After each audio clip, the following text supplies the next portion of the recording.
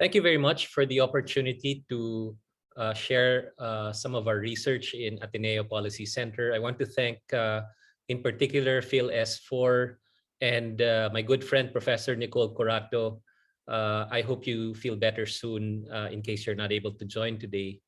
The topic for today that I would like to talk about is inequality in its different dimensions in the Philippines, and how the issue of political dynasties becomes central to inequality in the Philippine context. So I'm going to try and explain how political dynasties, the dominance of political clans in our system, in our political system, tends to entrench inequality and is in fact a reflection of that inequality in the Philippines.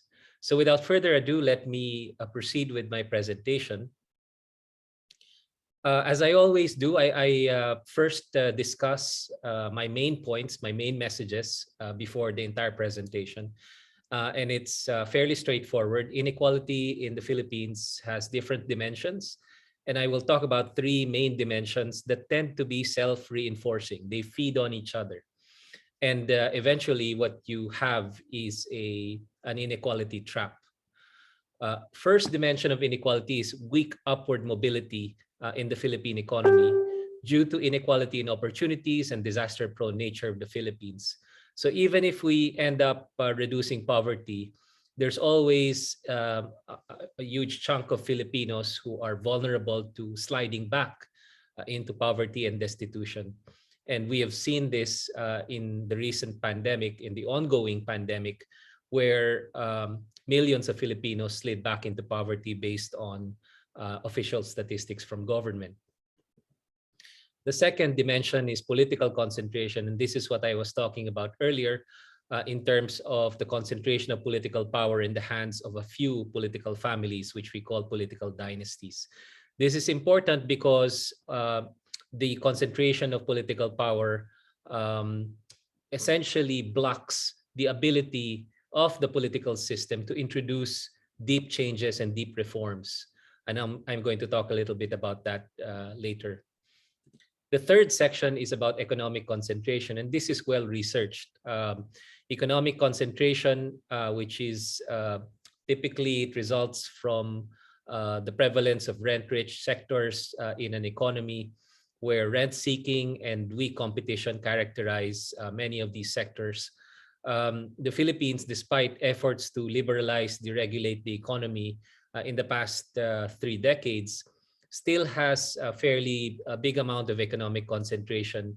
As I will describe later, in the recent index of economic concentration and crony capitalism of The Economist, for instance, they rank the Philippines as number 4 in the world.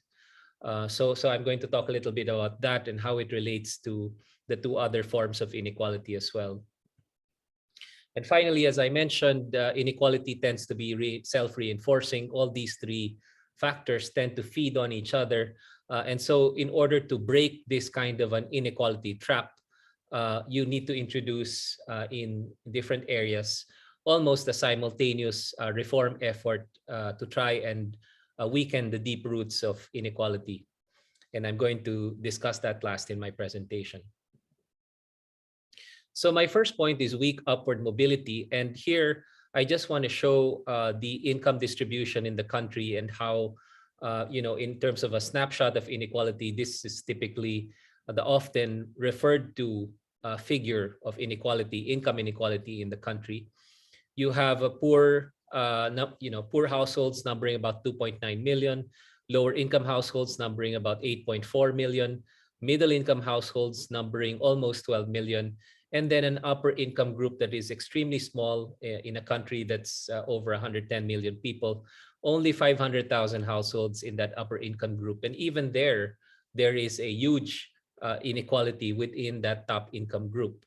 For those interested, we indicated here the income ranges that you can think about. So if you think about certain income professions and income ranges, you can consider where they fit in this particular figure.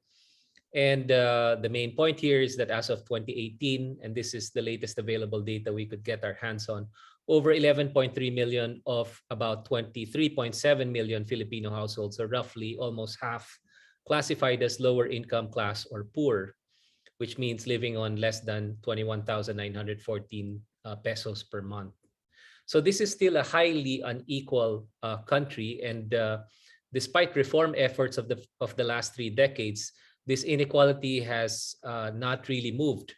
It has deteriorated a little bit in certain periods, but for the most part, even with the fast growth and even with the institutional reforms that we have undertaken after the Marcos regime and the Marcos dictatorship, there has been some poverty reduction, but not so much inequality reduction. And this is a key point to observe for the Philippine economy, because it has repercussions also in other aspects of the Philippines reform agenda, including the political system. So the weak upward mobility is characterized by that unequal distribution, and also in the inequality in skills capability that is embedded in the population. So this is a figure of the disproportionate percentage of poor households that have at least one out-of-school child compared to the middle and upper class. So there is still some degree of exclusion in terms of educational investments, particularly for poor and low-income households. The other inequality has to do with inequality in opportunities, which actually follows the inequality in human capital investments. If some households tend to have stronger human capital investments, then you can imagine they would have more opportunities for their young people, whereas those with less would obviously face the negative end of those opportunities in the Philippine economy. That's obviously built in because of that human capital investment inequality. But the other part of it has to do also with the rather anemic job generating capability of the Philippine economy. So there's just not enough decent jobs being generated in the Philippines. And so those jobs that are generated are essentially not sufficient for a large number of young people, even with those with adequate human capital investments. So many of them actually end up working abroad, or seeking work abroad and becoming overseas Filipino workers. That is actually the figure here. Middle and upper class are more likely to have at least one OFW compared to poor and low income households. So they end up actually working abroad, and a family member working abroad is sort of a lifeline to the Filipino family, who then is able to break free from many of the uncertainties of low income and poor conditions. So this is showing that relatively better off households tend to have more representation of at least one family member who is an OFW. The third aspect of this weak upward mobility is not just that you are unable to move up so aggressively, it's also that you get knocked down from time to time. You get knocked down very easily. And this is true for many poor and low income households in the Philippines, an inequality in their resilience to shocks. And if you can think of, without over elaborating, the pandemic adaptation responses of many households, richer households will be able to work from home. They have safer contracts at work. They have better access to insurance, including health insurance, whereas poorer and low-income households will tend to have informal contracts, no work, no pay, not enough skills to actually be able to adapt to a work-from-home situation. They will tend to need to risk going to work much more than a richer household, which may have more work-from-home options. And so that risk may translate into health expenditures and also health risks. Children from poorer households may also have weaker connectivity just by default, because they don't have the access to these often expensive, relatively expensive interconnectivity services. And so you have what is being characterized as an unequalizing effect of pandemic and shocks. So this is just a quote I picked up. We are not all in the same boat. We are all in the same storm. Some are in super yachts, meaning they're able to weather the storm well, while others just have the one oar. And of course, that refers to many poor and low income households who are not so well adapted or not so capable of adapting to these shocks.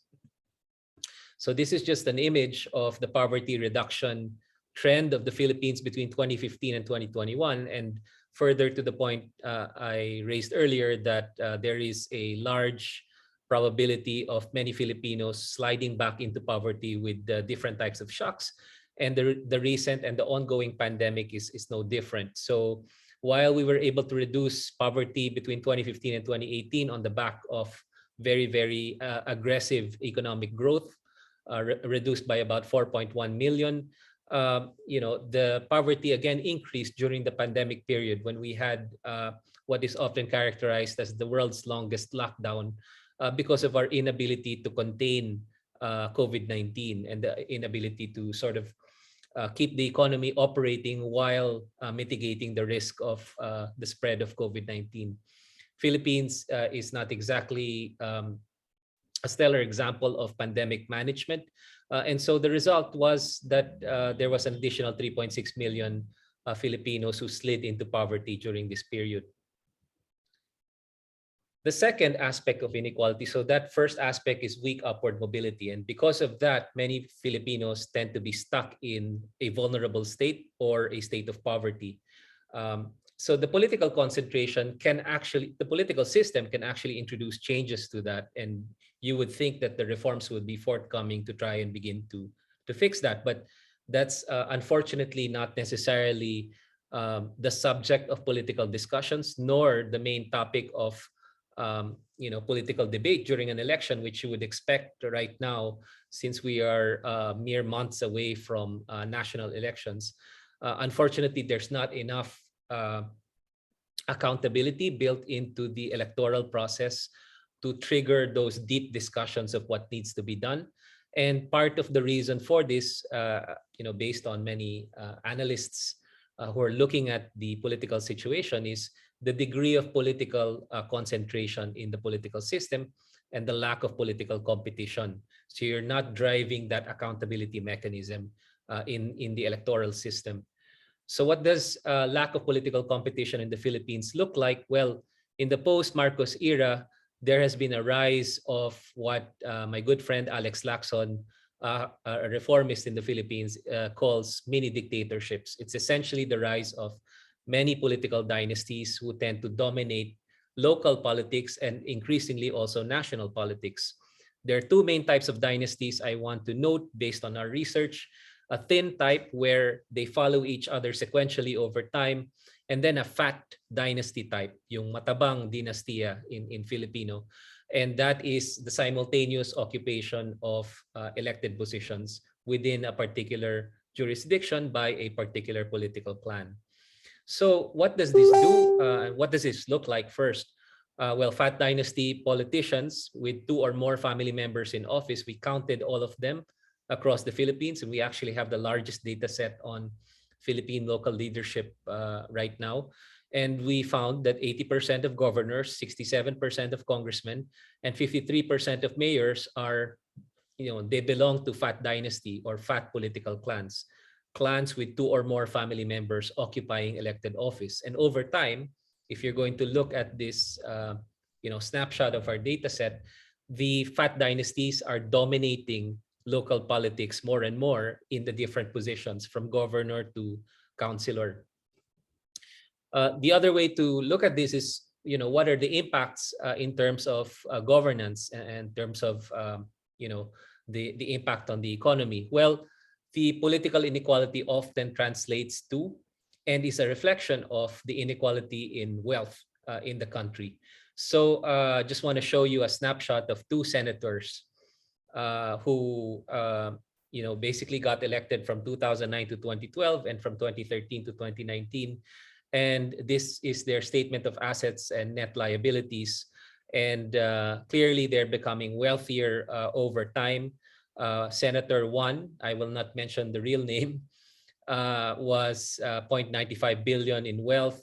in net assets and liabilities in 2009. It became 1.45 by 2012. And then Senator Juana was 1.63 in 2013. It became 3.53 by 2019. Now, the kicker here is that actually Senator Juan and Senator Juana belong to one family. They are actually husband and wife.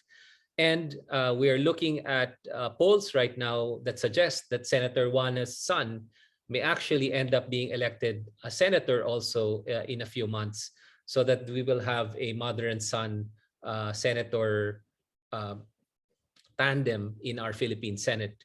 The other thing we're monitoring there is that there is the potential for a brother and sister senatorial tandem also, based on the recent polls, as well as a father and daughter senatorial tandem. So there will be at least 6 senators that have relationships, not just with other elected officials, but within the Senate itself. We have never had this before.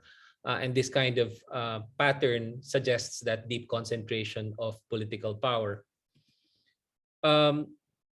At the local level, which is really much of what we focus on, and then we focus on their impact on economic development, we can also show some figures of political concentration. This is one political clan in Lanao del Sur, the Adiong clan. In 2004, they had 2 family members, and by 2019, they have 5 family members in office. And during their expansion of family members in office, you have a concurrent deterioration of poverty in their particular province, rising from 44.7% poverty incidence in 2016 all the way to 71.2% poverty incidence by 2018. Meanwhile, their family is actually beginning to dominate the politics of that particular province. Now, we have this particular figure for all of the provinces in the Philippines, and we track them over time. And in fact, we did an empirical analysis that tracks this massive data set of leaders and social and economic outcomes. And we have actually come up with the finding that as dynasties become fatter, meaning as dynasties dominate these particular Philippine provinces, they actually tend to drive up poverty and weaken development in these provinces, particularly in the provinces that are outside of Luzon. And our explanation for that is one that tries to nuance the importance of checks and balances. Outside of Luzon, there will be weaker checks and balances applied from other democratic stakeholders like media, academe, business, church groups, and other democratic stakeholders. So it's actually one, you have less checks and balances by their very nature as fat dynasties. There are no other politicians or few other politicians who can actually contest them. And second, the democratic stakeholders tend to be far weaker as you go outside of Luzon, which is actually the fast-growing main island of the Philippines. And so it sort of makes sense in that way. So the Tansin Sulu, this is just another figure. As I mentioned, we have many more of these figures. They have 3 family members in office in 2004, rising to 8 in 2019. And poverty, meanwhile, increases from 40.7% in 2006 to roughly 83% by 2018. And it really severely worsened in recent years. The other way dynasties are actually dominating is by basically playing musical chairs. There is a term limit rule in Philippine politics where you cannot stay for more than 3 successive elections in a particular position. And what the politicians do is they basically just replace each other and jump from one position to the other while the other relative jumps to the position just vacated. So just want to show you the history of one particularly powerful political clan in Ilocos Norte, the Marcoses. They are, of course, related to the dictator. And when we actually kicked out the dictator in 1986, they were not well represented in local politics for some time. But in 1998, they began their comeback with Bongbong Marcos being elected as governor. And let's see, this is Amy Marcos being elected as congresswoman in 1998, which is roughly just about 12 years after the EDSA revolution.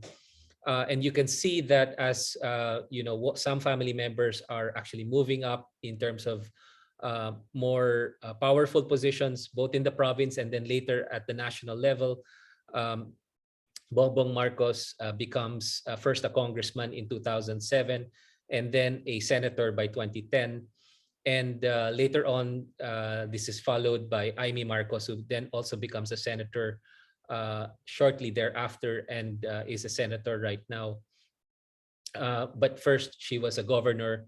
And so you can see that from 1998 to 2004, in 2007, and then from 2010 to 2016, and also in 2019, you have Marcoses or Marcos-related leaders who are governors in Ilocos Norte. And of course, the congressional position is also quite dominated by their family members. There is an innovation in our democracy, which was supposed to begin to represent different underrepresented groups in the country: fisher folk, the poor, the education sector, teachers, young people. And this was called the party list. And it was an innovation that was produced after the EDSA revolution. And the goal was indeed to carve out some positions for these underrepresented sectors. But unfortunately, at this point, even the party list is dominated by political clans. And you have these well-known names actually that are now in the party list. And so they get extra congressmen and congresswomen in their families by actually fielding party list candidates. And based on a data set collected by our good friends from ABS-CBN, they estimated that about 83% of the party list congressmen are actually, men and women, are actually from political dynasties. So that basically covers the first two dimensions of inequality. I'll now quickly just go to the third and then go to my final point since I'm running out of time. The third point is the economic concentration. This is well studied, and so I don't feel like I need to elaborate more fully on this. Are wealthy, and this is just a figure of our top billionaires in the country as reported by Forbes. And we tracked where exactly, which sectors they're invested in. And we see in the red dots that you see there that many of them actually have exposure, investments in sectors that are in economics deemed highly rent rich, meaning there's a lot of rent to be extracted in these sectors due to a combination of factors such as heavy regulation, heavy protection, and so on and so forth. So it's political connections and power connections that allow them to continue to generate wealth in these sectors that are not necessarily characterized by high competition and high competitiveness that they are actually investing heavily in. Now, the blue dots, on the other hand, are those sectors that tend to be much more competition oriented, and there is less exposure of our richest Filipinos in these sectors. If you look at this snapshot, I don't have time right now, but if you look at this snapshot in other countries that are rapidly industrializing or have managed to rapidly industrialize, there are far less red and far more blue dots. In the Philippines, there's still a lot of red dots, meaning our richest are actually still heavily invested in sectors that tend to generate wealth not based on competitiveness, but based on connections. The other point, which I mentioned earlier, and I'll just sort of touch on this quickly, is that the Philippines is ranked high in the Economist's Crony Capitalism Index for 2021. It's actually up there, sandwiched between Russia and Ukraine. Russia, which is number 1, and Ukraine, which is number 5. And again, the way I explained this, Singapore is actually up there as well. This is just a rough measure of the wealth of the richest as a share of the total GDP of a country. So the way I would explain this when I'm asked is, it's not necessarily bad to have really wealthy people in an economy if they are actually investing in ways that drive competitiveness, that are actually creating more export markets for the country and creating more jobs. But if they are becoming wealthy not because of these competition-oriented investments, they are instead becoming wealthy because of rent, because of connections, and because of their presence in heavily protected, heavily regulated sectors, then that is not necessarily beneficial to an economy. And typically, those types of investments are also not very much job generating. So they become part and parcel of the other inequality I mentioned, the lack of upward mobility, because there's not enough jobs being created. And there's not enough jobs being created because there's a lot of incentive to stay in sectors that are dominated by the wealthy but don't necessarily contribute to competitiveness and inclusive development for the country. So I begin to wrap up my presentation by talking about how self-reinforcing these three main inequalities are. And I will just skip this in the interest of time and just mention that political concentration of power tends to uh, feed into the economic concentration, because that's sort of the crony capitalism link that many of them are involved in. And because of the economic concentration, you are unable to break the inequality in opportunities. So many people don't have jobs, even though they have the human capital investments. And because of the lack of upward mobility, you still have many poor people who are unable to break free from poverty and tap into the massive wealth creation that is possible within the Philippine economy. There's also the lack of social safety nets and social protection mechanisms due to bad governance and due in part to the political concentration of power that keeps many people vulnerable during shocks. They slide into poverty so easily because of these weak safety nets. That vulnerability in turn feeds the patronage that keeps many of these fat political dynasties elected in office. And so it feeds into that political concentration. So I just want to give an example before I finally conclude with a possible solution to this. One of the malfunctions we are now also observing in the country is the shaping of perceptions by some politicians, despite the data and the evidence that that is actually staring us in the face. So here is one politician, one leader, who is successfully shaping perceptions and yet dodging debates and policy discussions that would actually drive reforms, potential reforms in the country if we are actually trying to select the leaders who will push for those deep reforms. So based on the fairly recent Pulse Asia surveys, this just came out in March, in early March, and this is actually based on surveys conducted in February. Ferdinand Marcos Jr. is the least corrupt, most honest and trustworthy, and has the greatest concern for the poor among presidential candidates based on the results of the February 2022 Pulse Asia poll. So this sort of flies in the face of the reputation of that particular family name, and it also reflects what I think is a deep malfunction in our political system that allows many of these political clans to thrive despite the need for clearly the need for changes that will reduce inequality in the country. I end very quickly with a discussion of the possible reform agenda. And here I will just point out a threefold reform agenda that could help break the inequality trap in the Philippines. The first part has to do with stronger social protection and stronger upward social mobility thanks to job generation and stronger investments. And that will have to tap into the second reform agenda, which is improved competition, greater economic openness, but at the same time, the kind of openness that builds the supply side capabilities of Philippine sectors and Philippine communities so that they can participate in the increased opportunities that openness brings about.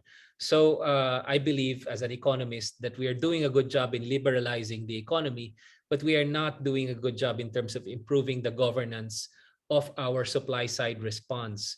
And this is the challenge right now, and this is what is producing non-inclusive development for the country. The last part has to do with a reform that will reinforce these two sets of reforms, which is to regulate dynasties, improve accountability, which improves accountability of electoral processes because they are not just dominated by political clans, and alternative leaders may then get a stronger chance to compete against them. and win based on reform agendas and policy innovations.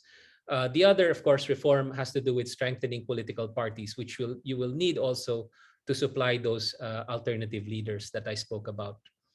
So this, in a nutshell, is my research on inequality as it touches on several dimensions in the Philippines.